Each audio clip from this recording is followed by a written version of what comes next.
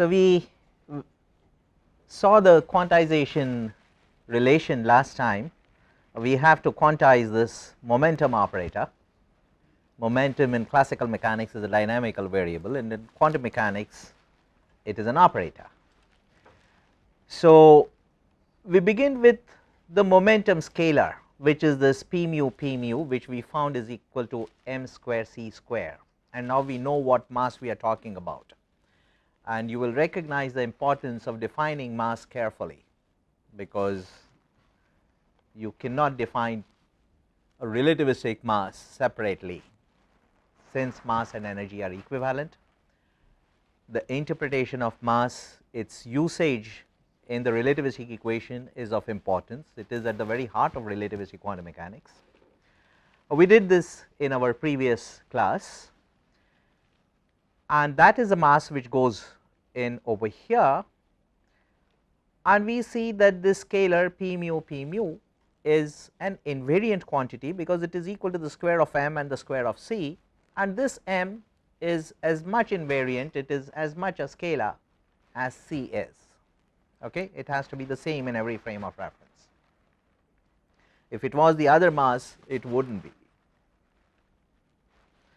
So, we have this relationship, this p mu, this is the Einstein summation convention, as it is sometimes called, that if you have an index which is repeated, then you sum over it. So, this is the sum of 4 terms, and one term gives you this E square over C square, and the remaining 3 terms give you the conventional 3-dimensional scalar product P dot P. Okay. So, those are the 4 terms which are included in this summation. Now, we follow the same quantization prescription, because we have done this in non-relativistic quantum mechanics, that this operator is replaced by the gradient operator. Likewise, this operator P0 will also be replaced by the corresponding gradient like term, which is a derivative essentially. A gradient is a derivative with respect to space, but then we are not making any distinction between space and time, and here we take therefore the derivative with respect to the 4th coordinate, which is time, and therefore the E over C, which is P0, when quantized becomes the derivative operator with respect to time. So, this is our quantization condition, and when you plug in this invariant relationship, and now that you have an operator, for completeness the operator, to get physics out of it, you would have the operator operate on an operand, which the wave function is, and then from this operation you would then develop the algebra further as Dirac tells us, and then extract physical properties about it. So, this is the equation that you get by having the operator operate on the wave function psi, which is the Klein-Gordon equation. Sometimes you find it written in a different notation, because this operator, which is a set of these operators, gradient like or Laplacian like operators, this is the second derivative with respect to time and second derivative with respect to space both. So, this is sometimes called as a D'Alembert operator, written as a box. It is also called as a box operator sometimes, and this is your Klein-Gordon equation. The difficulty with that equation is that it leads to an indefinite probability density, and there are other issues, fairly complex issues, some of which can be handled, some of which cannot be handled. So, the Klein-Gordon equation has its own range of applicability, it also has its limitation, and it is not the appropriate equation for electrons. Our focus of interest is the atomic structure, and we want to describe the electron dynamics in an atom. So, we are going to look for a relativistic quantum equation for an electron which the Klein-Gordon equation is not, and therefore, we will not discuss this any further. The only thing I would like to point out over here is that you should note that this is the second derivative with respect to time, whereas in the Schrodinger equation you have the first derivative.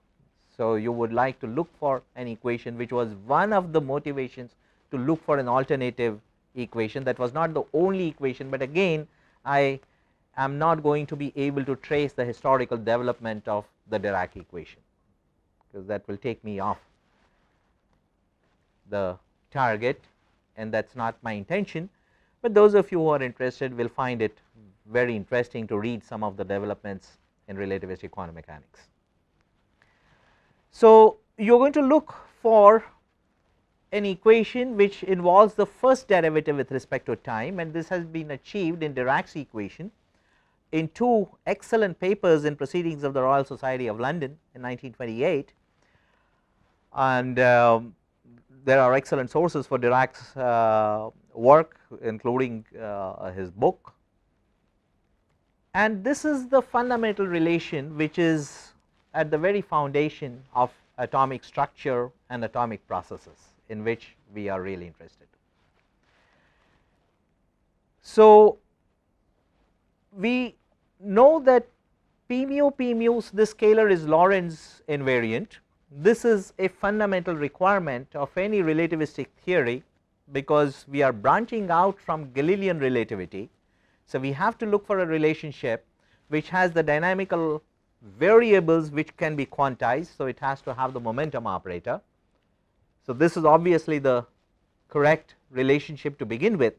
It has got the attractive features that it has got the momentum built into it, it has got Lorentz invariance built into it.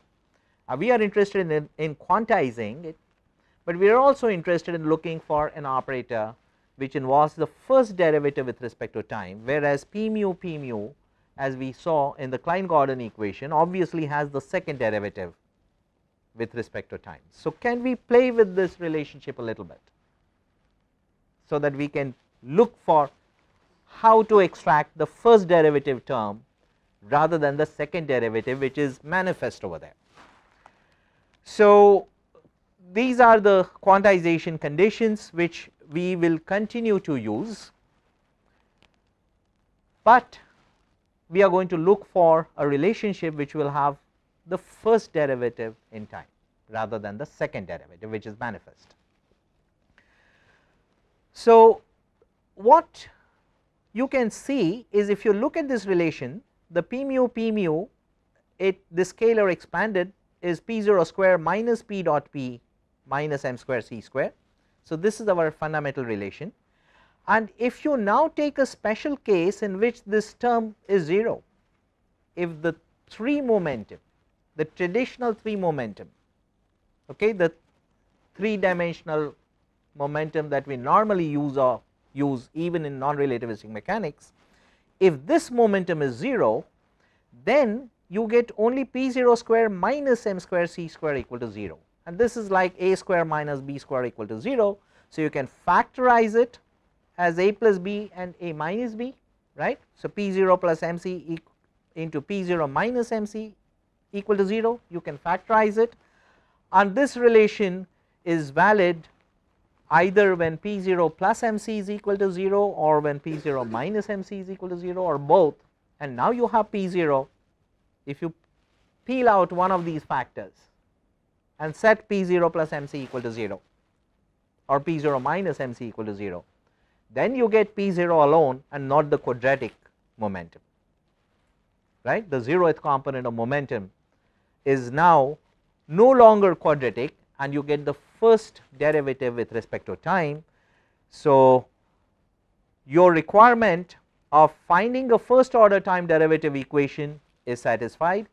Your consistency with Lorentz invariance is also satisfied, because it has come out of that basically, and you can take either of these two relationships and continue to develop the algebra further.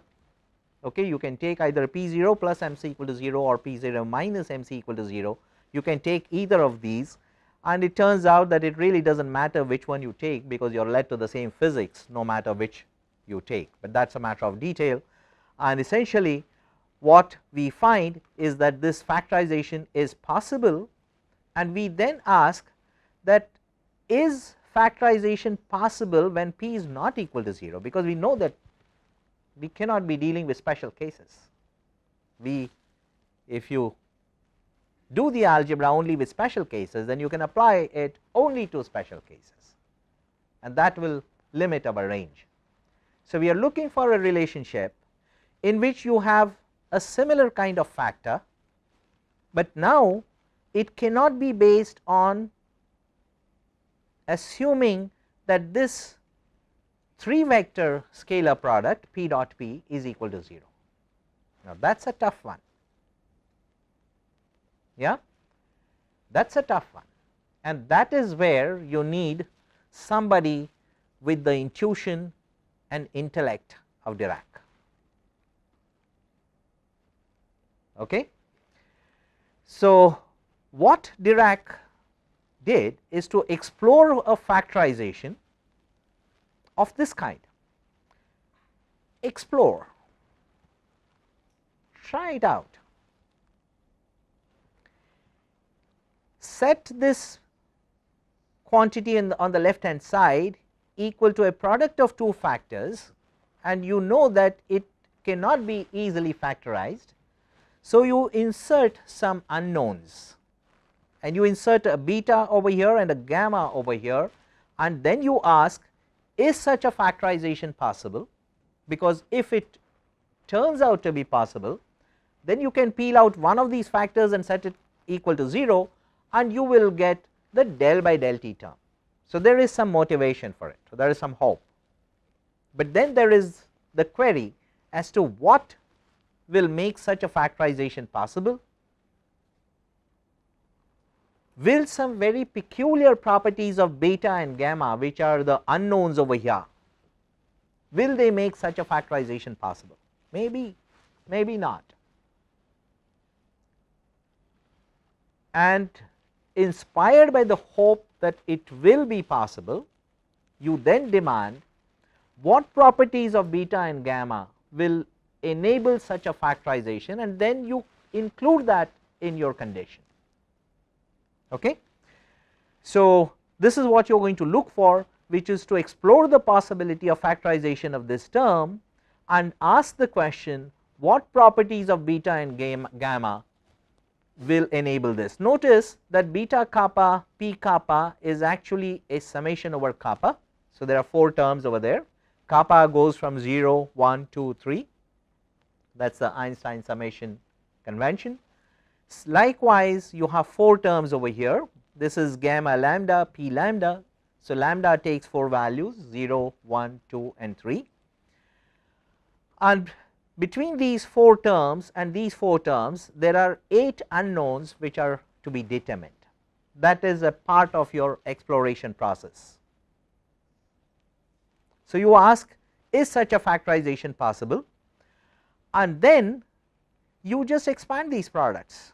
So, beta kappa p kappa times gamma lambda p lambda gives you the first term, and there are 2 terms in the first bracket, another 2 in the second bracket. So, you get a set of 4 terms, and you make sure that you write them in a consistent order, because you have to be careful about commutation properties if any are involved, and if they happen to commute you will not have to worry about it, but that is a question, that is a matter of detail.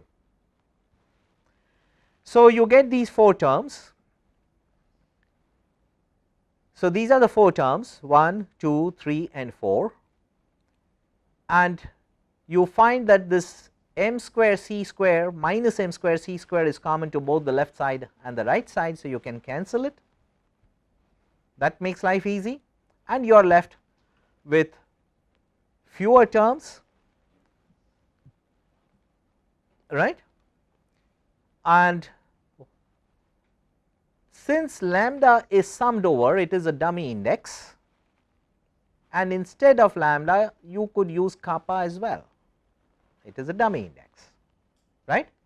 So, instead of gamma lambda p lambda, I use gamma kappa p kappa, because now I find that I can actually combine these terms in which I have a summation over kappa, and then I get the left hand side equal to this quadratic term in momentum, and then minus mc times the linear terms in momentum. Okay. Now, this is an interesting relationship, because you find that the left hand side is quadratic in momentum, you find that the first term is quadratic in momentum, but this one is not. Okay. And that suggests that to get rid of the linear term, you can choose beta to be equal to gamma. If each beta kappa is equal to the corresponding gamma kappa, beta 0 is equal to gamma 0, beta 1 is equal to gamma 1, right, then you can get rid of the linear term, and then on both sides of the equation you have quadratic terms, and you can really balance the equation. So, that is a good strategy that you can use. So, our query was, what properties of beta and gamma would allow such a factorization? We get a partial answer to it, that whatever beta and gamma you discover or you hope to discover will need to be equal to each other. So, that is something we have made some progress. So, beta must be equal to gamma. Now that we know that beta must be equal to gamma, we can put that beta equal to gamma over here. Okay. So, let us do that. So, the left hand side, which is p mu scalar, which is equal to beta kappa, which is the same as gamma kappa, because that is something that we have already learned, and now you have got a summation over kappa and also a summation over lambda, each taking 4 values. So, you get 16 terms on the right, which should give you the 4 terms on the left, and that will put some additional requirement on the right hand side, which will lead us to what gamma must be like. We have already learned that beta must be equal to gamma, and now we are going to find what this unknown gamma will turn out to be. So, this is the condition that must be satisfied. So, let us look at these 16 terms on the right and these 4 terms on the left carefully. Okay. So, this is the relationship that has to be satisfied. So, let us write this explicitly. So, I have summed over kappa. For kappa equal to 0, I get gamma 0, and this kappa is also equal to 0. So, this is p 0, and then there is this gamma lambda p lambda. So, this is a double summation. So, there are actually 4 terms sitting in this single term. Okay. Likewise, there are 4 terms sitting in the second, another 4 over here, and another 4 over here. Okay. These are the 16 terms that we had referred to. So, now you sum over lambda explicitly. So, these 4 terms you sum over lambda. So, lambda equal to 0 is the first term. So, this is gamma 0, and this lambda is 0. So, this is gamma 0 and this p 0, and then you take the next value of lambda, and what have I done? Or this would be p 0 p 1. Okay. This would be p 0 p 1. Now, it is alright, this is actually a typographical error, but in our situation it really does not matter, which is why it did not hit me, because the components of momentum, we know that they actually do commute with each other. Okay. X does not commute with px, but px commutes with py, py commutes with pz. So, it really does not matter. And to look at these terms, I have written the same 16 terms on this slide, but I have inserted some gaps so that I can show you what is going on with the terms. What you will make use of is this commutation which I mentioned, that pi pj is equal to pj pi, okay, which essentially means that these two terms p1 p0 and p0 p1 these are actually equal to each other, and you can combine these two terms, right. So, these two terms can be combined, then you do the same with the remaining ones. So, you have got P 2 P 0 over here and P 0 P 2 over here. So, essentially what you are going to find is terms, I have written these 16 terms in such a manner that those terms which are equidistant from the diagonal can actually be combined. Okay, that is how I have written them. So, terms which are equidistant from the diagonal can be combined. So, you have this term which is P 3 P 0 which is equal to P 0 P 3. So, these two terms can be combined, then these two terms can be compiled, which is P 2 P 1 and P 1 P 2, then these two terms P 3 P 1 with this P 1 P 3, and finally these two terms P 3 P 2 and P 2 P 3. So, all of these terms which are equidistant from the diagonal can actually be combined, and that leads to some simplification that we are looking for. Okay. So, this is how we have combined them. These 4 are the diagonal terms, okay, with the indices 0, 1, 2 and 3. So, these are the terms in the ith row and ith column, I going from 0, 1, 2, 3, right. And then the off diagonal terms which we decided can be combined had these coefficients gamma 0, gamma 1 and gamma 1, gamma 0. So, no approximation made as yet, no postulate made as yet. We have written them exactly, and we know that this must correspond to the left hand side which has got only these terms, only 4 terms.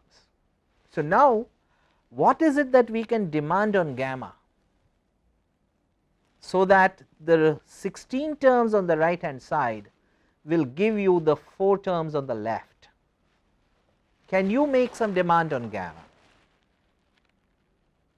You see that if gamma 0 square is equal to 1, you get the first term happily. You see that if gamma 1 square is equal to minus 1, you get the second term, right. So, you start making these demands, and then you have to get rid of these terms. So, our question is, if we could achieve that, then the factorization of the Dirac equation, not in the raw equation that we began with from the invariant momentum scalar, but by inserting unknowns betas and gammas, and by making demands on betas and gammas, we find that such a factorization is possible, and these are what the gammas must be, because they have the right properties that we are looking for. Notice that these are 4 by 4 matrices, these are not just numbers, these are matrices. They have a block diagonal form, as you can see, right. They have got a structure which is immediately manifest, they have got a block diagonal structure, and you can see that this is a 2 by 2 unit matrix, this is a 2 by 2 negative unit matrix, and what you find in the remaining positions are the poly matrices, the poly 2 by 2 matrices which we have used earlier. So, you have a sigma 1 over here and a minus sigma 1, and then you have got sigma 2 and sigma 3. So, these matrices which are made up of the poly matrices, but the poly matrices are 2 by 2 matrices, these are 4 by 4 matrices, they appear in a block diagonal form, and these are the poly 2 by 2 matrices which we are going to be using, and with the use of these matrices we can actually factorize the Dirac, we can factorize the invariant momentum scalar P mu, which is what leads to the Dirac equation. So, together with the Pauli matrices, the 4 by 4 matrices are called as Dirac matrices, and this is the 0th component, which is written here as a 2 by 2 matrix, but each element is a 2 by 2 matrix. Okay, so these are the 4 by 4 matrices. So this is the structure of these 4 by 4 matrices. These are called as Dirac matrices, and there are 3 Pauli matrices, gamma I equal to 1, 2, 3, and these are made up of the 3 sigmas, which are the 3 Pauli matrices, I going from 1 to 3.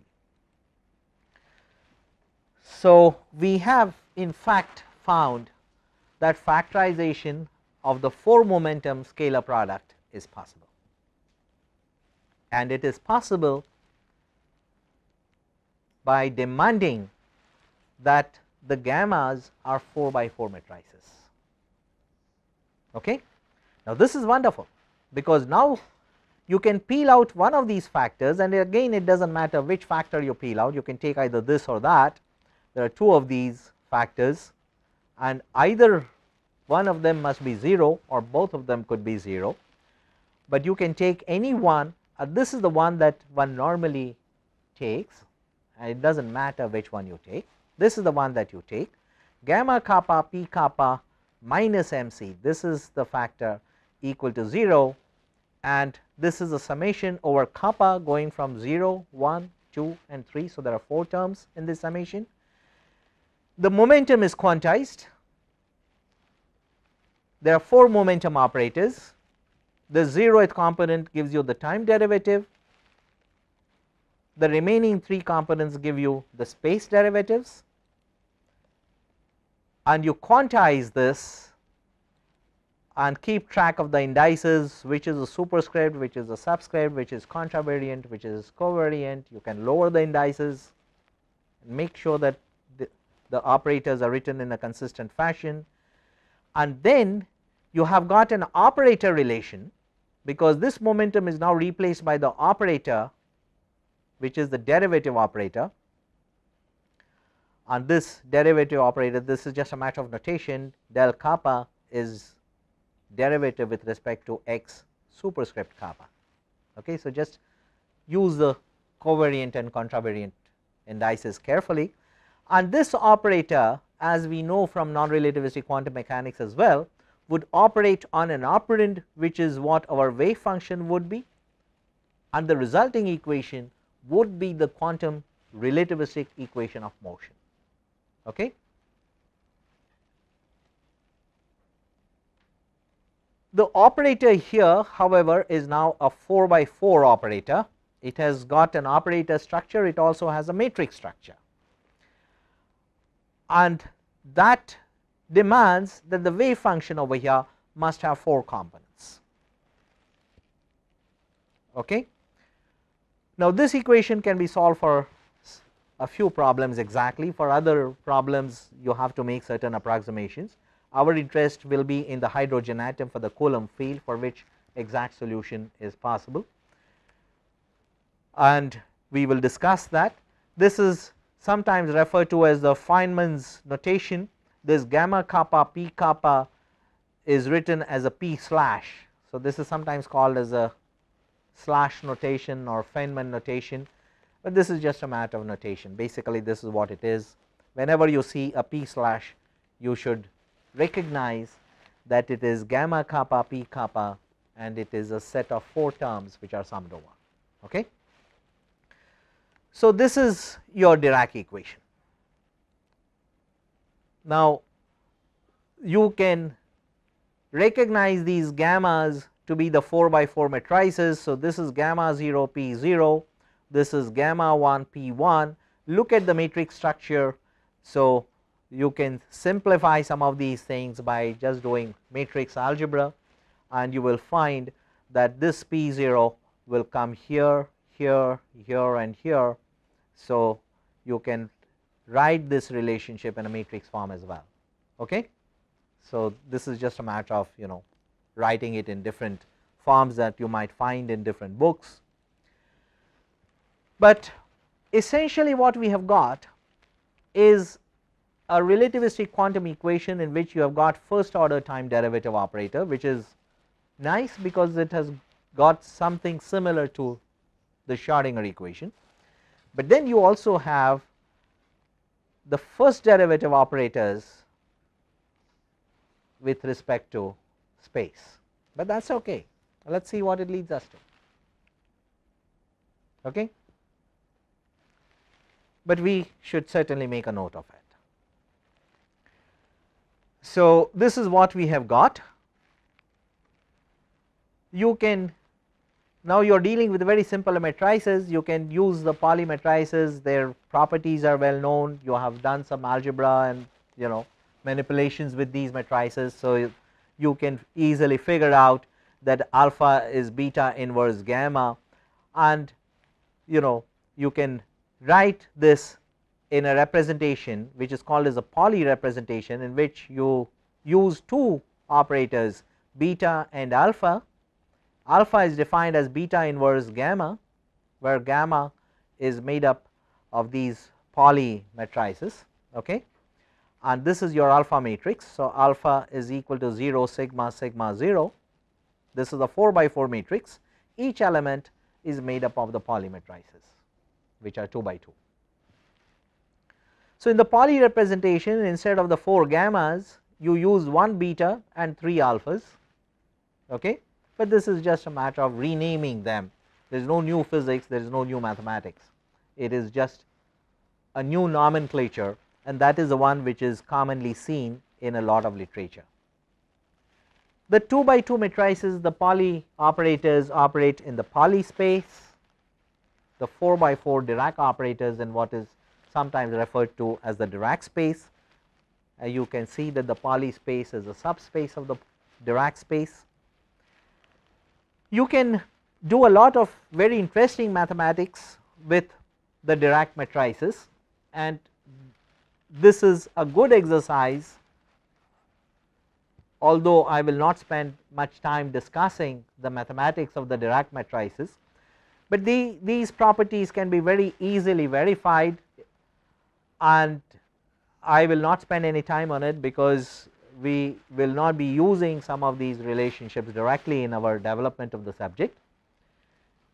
But I will certainly like to mention that you can actually build additional matrices, like from the gammas you can build the gamma squares, you can build the sigmas like defined as I gamma mu gamma nu, okay.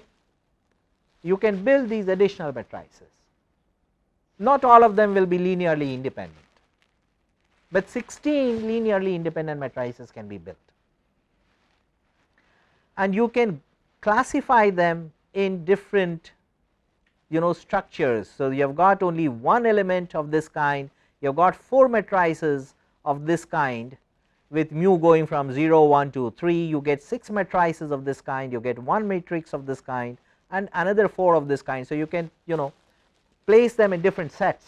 So, I place them in 5 sets which are the conventional sets in which these are structured, and the reason to do it, because if you consider their transformation properties under Lorentz transformations, then they have similar properties. This one in the first set, it transforms as a scalar, these transform as a vector, these transform as a tensor, this one as a pseudo scalar, and this one as an Akesher vector. Okay, so these are the reasons that they are put in different sets, and I will not spend too much time on this. I will proceed with the Dirac equation, but now we are going to invoke the electromagnetic potential. That is of importance to us because we know our interest is in the hydrogen atom, and the electron is in the presence of an electromagnetic potential, right. It meets the Coulomb potential of the nucleus, that is the electromagnetic potential, right. So, we have to look not just for a relativistic quantum equation, but for a relativistic quantum equation which also has the electromagnetic potential. So, this is the electromagnetic potential now. This is, it has got the 4 components. This is the electric scalar potential, this is what you very often call as the magnetic vector potential,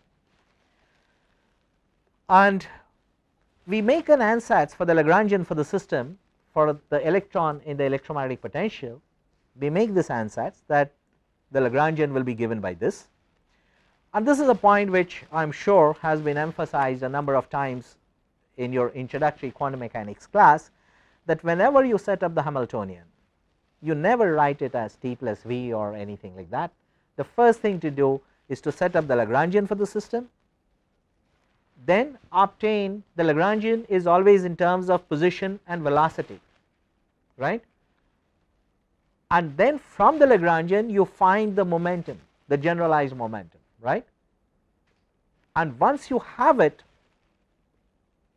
then you proceed to build the Hamiltonian, and then you quantize it. Okay. So, we begin with the Lagrangian for this system, we make an ansatz that this would be the Lagrangian, we need to verify if it is the right Lagrangian, okay, it is not something that we are going to take for granted. So, we propose this Lagrangian and we ask if it satisfies the Lagrangian equation, and if it does, what kind of relationships come out of it, because the Lagrange's equation must give you the equation of motion for the electron in the electromagnetic field, and we already know that, do not we? The equation of motion for an electron in an electromagnetic field, mass times acceleration is equal to the force, and we know that that force is the Lorentz force, which is F is equal to charge times what is it, V, which is or phi, which is the scalar potential, right, plus the V cross B term, the electric intensity E plus V cross B, right, E plus V cross B times the charge will give you the Lorentz force. So, does this Lagrangian give us the equation of motion is a question that we ask. So, we look at it, set it up for each component, okay. So, Q are the 3 degrees of freedom for this Lagrangian, and we set up the V square is the sum of these 3 component squares, right. I am using a simple Cartesian coordinate system, it is very easy to use and it serves our purpose in this case. So, your mv square, the kinetic energy part in the Lagrangian is given by this, your Lagrangian which is t minus v gives you this minus q times phi, and then you have got this velocity term and the vector potential, and the equation of motion that you expect is this. So, what you do is find out what the momentum is. Now, the momentum of course is the derivative of the Lagrangian with respect to the velocity. Okay. Momentum is not mass times velocity, it is much more than that. Okay. The primary definition of momentum is the partial derivative of the Lagrangian with respect to the velocity. So, you take the derivative of the Lagrangian with respect to the velocity and you find from this term you get m into Vx, but then this term also has got the velocity. So, the derivative of this term with respect to velocity will give you this q by c Ax. So, your momentum now, which is the generalized momentum, not just the traditional mechanical momentum. Okay. So, this traditional mechanical momentum we can quantize using the gradient operator, but momentum itself will include this vector potential as well. Okay. So, the next thing you do in the Lagrange's equation is to take the time derivative of the partial derivative of Lagrangian with respect to the velocity. So, that is what it is, you take the time derivative of the right hand side. So, mass is a constant, you get the derivative of velocity which is v dot, which would be the classical acceleration, right. So, there is a dot on this v, it is a tiny dot, but do not ignore it, okay. That is the time derivative of the velocity, and you get the time derivative of the vector potential, which could be 0 if the vector potential is not independent of time, but it would not be 0 in general. So, now you take the partial derivative of this vector potential with respect to time, but the dependence of the vector potential on time is through an explicit dependence of the component on time and an implicit dependence through the dependence of this A on the coordinates, which in turn depend on time. Okay, this is the convective derivative like idea that you have used in fluid dynamics or in electromagnetic theory earlier. So, the same kind of reasoning is involved. All you have to do is to recognize that the dependence on time is not just because of how Ax depends explicitly on time, but also on how it depends implicitly on time via its dependence on the position r, which in turn depends on time. So, you have a derivative with respect to x, which in turn depends on time. So, this is dx by dt. Likewise, you have got terms in y and z, and then you have got the final term which comes from the explicit dependence of Ax on time. Okay. So, you handle this derivative carefully, and that gives you the derivative of the momentum, which is akin to mass times acceleration, but not just the traditional Newtonian mass times acceleration, but it has got these terms coming from the vector potential as well. Then this must be equal to del L by del x, and del L by del x is something that you can obtain from here, because you find out which are the terms in this relationship which depend on x. So, here is one, the phi, the scalar potential depends on x. So, you get the derivative of phi with respect to x, and you have got the vector potential Ax, which also depends on x because it depends on r. Likewise, Ay also depends on r. So, there is an x dependence of Ax, there is also an x dependence of Ay. So, you get a term in del Ax by del x times dx by dt, and a term in del Ax by del y times dy by dt, and there is a term in z as well. So, you write all of these terms carefully, make sure that you bring them to the next slide carefully, and then you can insert them in the Lagrange's equation, because now you have got both the left hand side of the Lagrange's equation and the right hand side. The left hand side is given by this, and the right hand side, which is del L by del x, is given by this. So, you just put the two to be equal to each other. Okay, done. What do you find? Simplify this a little bit. Notice that you have got the velocity terms over here. Likewise, you have got dy by dt here and vy over here, dz by dt here and a vz over here. So, you can combine corresponding terms and you are left with a relationship for mass times acceleration, which is the traditional Newtonian mass times acceleration, okay, which is what would go into the Lorentz force law. And on the right hand side, I have moved these terms to the right with appropriate signs, combine them, and I find combine the terms at velocity, because I can combine the term in dy by dt here, which is on the left, with this vy, which is on the right, and this will move to the right with a minus sign. So, I will have both of them with a minus sign, now one of them with a minus sign, this is with a minus sign and this is with a plus sign.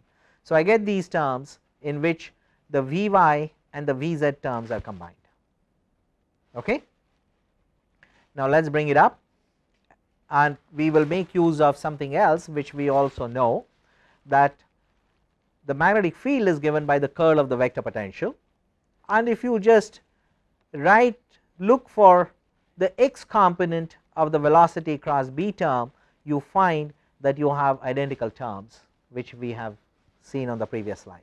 You see exactly the same slide. So, you can insert the x component of v cross b over there. Now, this is very easy to see.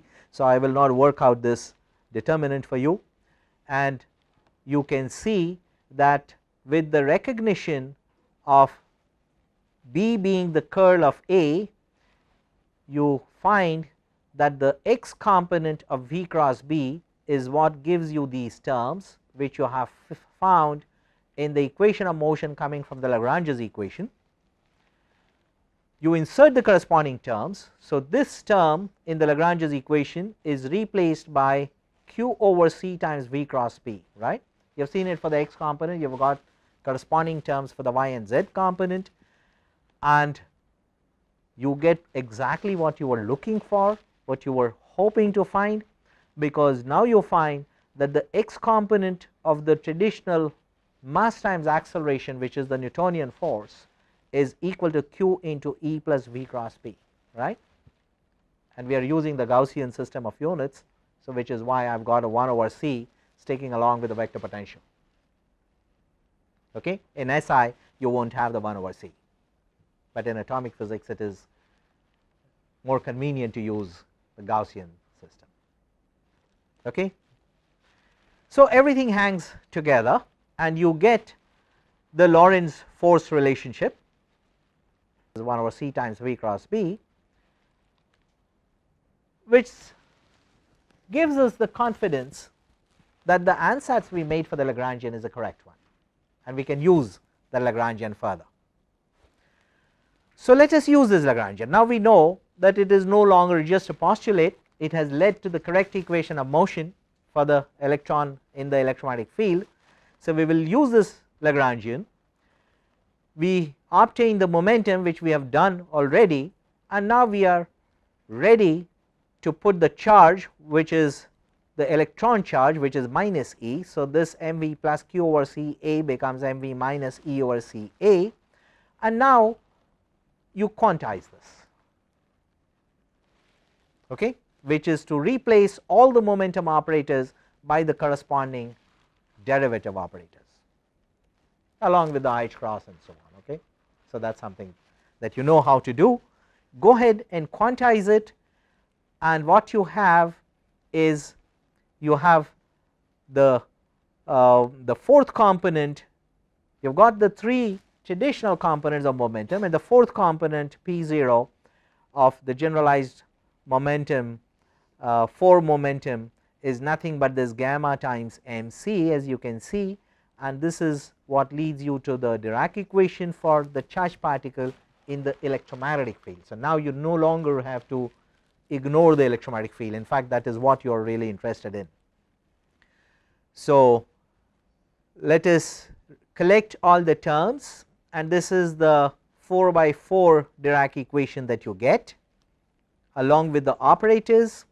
It has got the derivative operators, it has got the magnetic vector potential which has come from the generalized momentum, and you have all of these terms stacked together in a matrix equation, but the wave function has got 4 components. Now, that is a new feature, we did not have it in the Schrodinger equation. Okay. Now, you have a wave function which has got 4 components. So, this is a 4 by 4 matrix operator, and on the right side is a 4 by 1, 4 rows and 1 column null matrix. Okay. These are the 4 Dirac matrices, and make sure that you use the indices carefully, because of your signature of the G you have got this A0, A1, A2, A3 which translate to A0 minus A1 minus A2 minus A3. Okay. So, keep track of the sign carefully, use the signature correctly, and you can write these terms, expand them in terms of the betas and the alphas which I have introduced, write out the components of the vector potential explicitly, and you get a relationship which you can also write in terms of the Cartesian components, and this is your Dirac equation as it is referred to in the standard form. Okay. So, this is beta times alpha dot p, this I h cross gradient gives you the momentum operator, this plus sign goes over to the minus sign, and this is what is referred to as the Dirac equation in the so called standard representation. You can transform it and put it in different equivalent representations, but this is the representation that I shall make use of. Now, we have used the momentum operator P, but now we have the fourth component. So, it is called as the generalized energy momentum 4 vector. It includes the magnetic vector potential, and you can write the 4 vector function if you want to write it in a block diagonal form, because you know that the 4 by 4 Dirac matrices can be written in these block diagonal forms. So, you can write the wave function also in 2 blocks, a top block made of 2 elements and a lower block made of 2 elements, and you can write it as phi tilde chi tilde, and alpha and beta matrices are the gamma matrices that we have defined earlier. Okay. Now, for a free electron at rest, you can simplify it, and it has got these solutions. So, before we consider the more general solutions, let us look at the free electron solutions. So, you set the electromagnetic field equal to 0, the traditional mechanical momentum equal to 0, that is what gives you the particle at rest, and this is a very simple first derivative equation involving only the beta operator, and it has got 4 solutions, not 1. Psi 1 satisfies it, psi 2 also satisfies it, psi 3 and psi 4 also satisfy it. Okay. But here you have got minus mc square by h cross as you expect, whereas over here you have plus mc square over h cross as you do not expect, or you did not expect. Okay. These are the positive energy solutions, these do not surprise us, the negative energy solutions do. Okay. And one has to see where these are coming from and what do they have to, what is their place in physics. So, you first of all you get a multi-component wave function, and whenever you have a multi-component function, that is a signature of a spin, that the particle must have a spin. And